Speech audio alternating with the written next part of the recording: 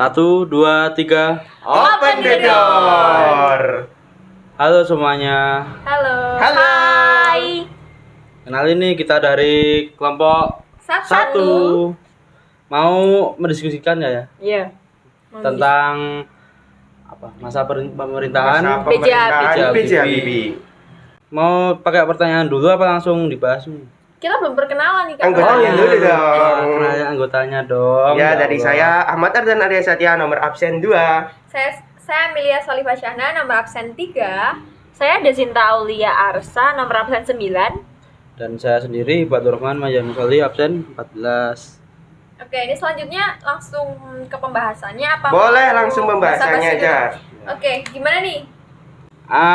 Aku mau tanya dulu sebelumnya. Ya. Kan kita mau bahas masa pemerintahannya B.J. Habibie kan ya. Ya. Tanya dulu gimana terus kok bisa jadi presiden, apa sejarahnya diangkatnya B.J. Habibie. Aku tahu nih kayaknya. Aku pernah baca di artikel itu Presiden B.J. Habibie itu bisa diangkat sebagai Presiden Republik Indonesia karena sebelumnya pernah terjadi krisis ekonomi di Indonesia pada zaman Presiden Soeharto atau Presiden kedua Indonesia, yang mana itu tuh bikin itu tuh bikin B.J. Habibie yang sebelumnya jadi wakil presiden diangkat menjadi Presiden Indonesia. Oh gitu ya. Iya dong. Ya. Terus setelah itu krisis ekonomi terjadi itu ada nggak tahu langkah penyelesaian dari B.J. Habibie untuk mengatasi krisis ekonomi dari pas itu juga? Ada dong pastinya. Kalau dari yang aku baca, ini B.J. Habibie ini membentuk Kabinet Reformasi Pembangunan. Nah, Kabinet Reformasi Pembangunan ini sendiri tuh punya 2 sasaran pokok. Yang pertama yaitu tersedianya bahan makanan pokok, dan yang kedua yaitu berputarnya kembali roda perekonomian. Nah, Habibie sendiri mengambil penyelesaian di bidang reformasi. Yang pertama di bidang politik, yang kedua di bidang hukum, dan yang ketiga di bidang ekonomi. Di bidang politik sendiri, memperbarui berbagai perundang-undangan dalam rangka meningkatkan kualitas kehidupan berpolitik bernuansa pada pemilu sebagaimana diamanatkan dalam GBHN atau Garis-Garis Besar Haluan Negara. Dan di bidang hukum, meninjau kembali undang-undang subversi. Dan yang terakhir di bidang ekonomi, menghilangkan praktik monopoli atau persaingan tidak sehat. Oh, gitu ya. Betul sekali. Aku mau nambahin nih, Apa tuh? selain adanya program reformasi yang udah dijelasin tadi itu, masih ada nih langkah lain yang harus ditempuh. Ya, apa aja tuh? Jadi, yaitu pembaruan perangkat perundang-undangan, perubahan pada 1 Undang-Undang Pemilu, Undang-Undang Partai Politik dan Golkar, Undang-Undang tentang Susunan dan Kedudukan MPR, DPR, dan DPRD, dan yang terakhir Undang-Undang tentang Pemerintahan Daerah. Oh, terus aku tuh pernah dengar kan di zamannya Pak Habibie sendiri tuh ada yang namanya Sidang Istimewa MPR pada 1998. Nah, Sidang Istimewa MPR 1998 ini tuh kan terjadi gara-gara ada demonstrasi mahasiswa dan desakan legitimasi pemerintahan Habibie.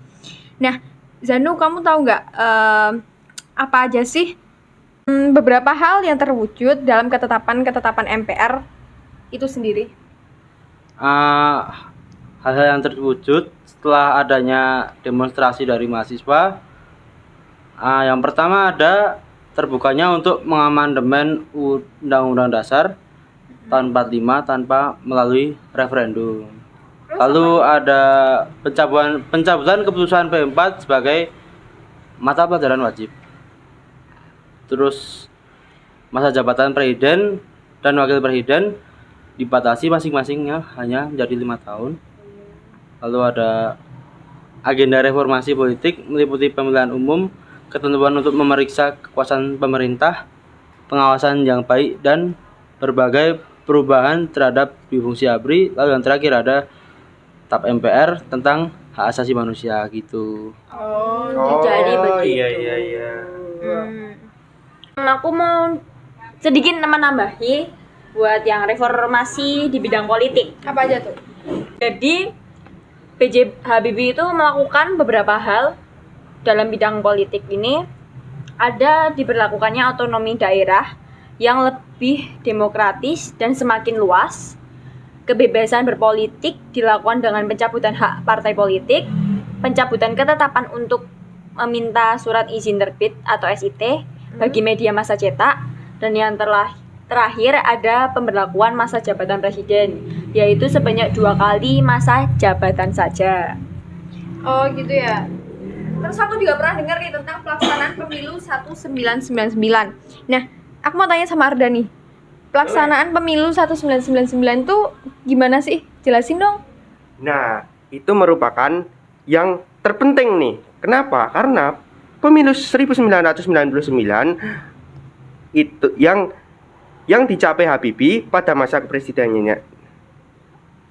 Pada masa kepresidenannya, pemilu diikuti oleh 48 partai politik dan dilaksanakan dengan damai tanpa ada pemilu yang diikuti oleh partai yang jauh lebih banyak. Pemilu 1999 dinilai oleh banyak pengamat sebagai pemilu yang paling demokratis dibandingkan 6 kali pelaksanaan pemilu sebelumnya.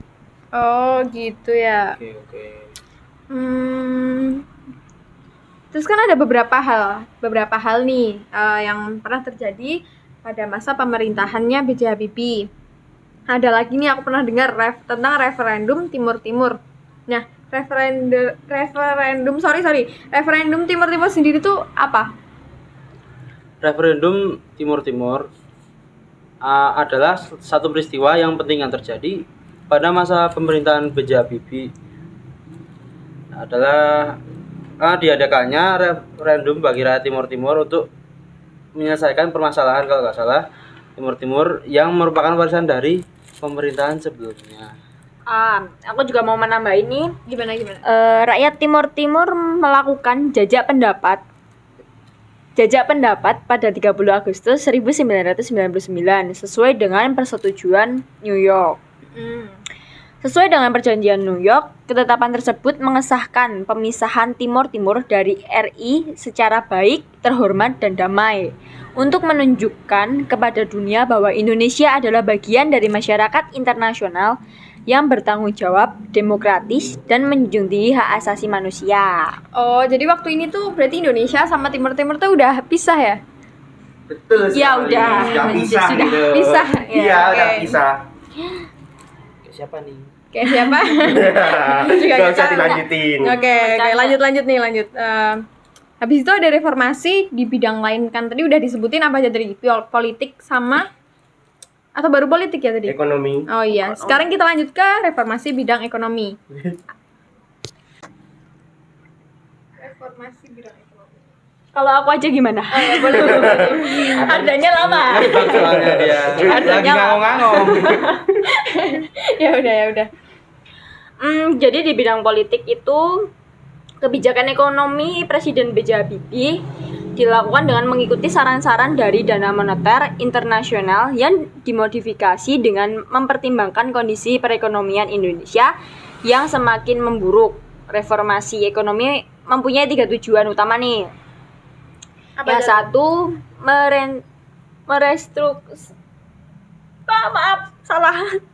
merestrukturisasi dan memperkuat sektor keuangan dan perbankan. 2, memperkuat basis sektor real ekonomi.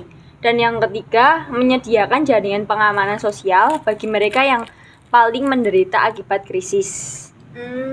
Yang aku tangkap dari beberapa kebijakan ini tuh, secara perlahan Presiden Habibie juga membawa perekonomian Indonesia melangkah ke arah yang lebih baik. Bener gitu kan ya? Betul sekali. Oke, kita lanjut lagi ke reformasi di bidang hukum.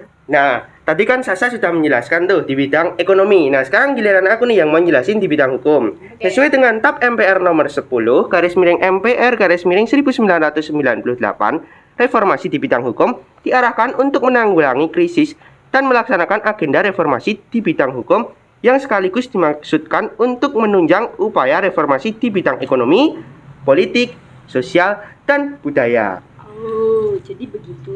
Betul. Nah, untuk tekad untuk mengadakan reformasi menyeluruh dalam kehidupan nasional telah berulang kali ditegaskan oleh B.J. Habibie bahwa Undang-Undang Dasar 1945 sebagai hukum dasar tertinggi negara yang selama ini seakan-akan disakralkan haruslah ditelaah kembali untuk disempurnakan sesuai dengan kebutuhan zaman. Penyempurnaan Undang-Undang Dasar dipandang penting untuk menjamin agar pemerintahan di mana-mana yang akan datang semakin mengembangkan sesuai dengan semangat demokrasi dan tuntutan ke arah perwujudan masyarakat madani yang dicita-citakan. Untuk itu, pada era pemerintahan B.J. Habibie, ketetapan MPR nomor 11/1978 mengenai keharusan dilakukannya referendum terlebih dahulu sebelumnya diberlakukannya amandemen terhadap Undang-Undang Dasar dicabut. Gitu. Jadi begitu. Sekarang Iya. jadi lebih paham nih tentang reformasi dari 3 bidang tadi itu. Ya. Oke, ini selanjutnya apa nih? Kayaknya harus kita tutup nih podcast kali ini. Ya, Iya. sedih banget. Iya, tapi kan materinya juga sudah selesai kan? Semoga kalian bisa nangkep ya. Ya, Iya, semoga bisa mengerti dengan apa yang Bahasa kita. kita aja. Iya. Bahasa kita yang apa adanya ini.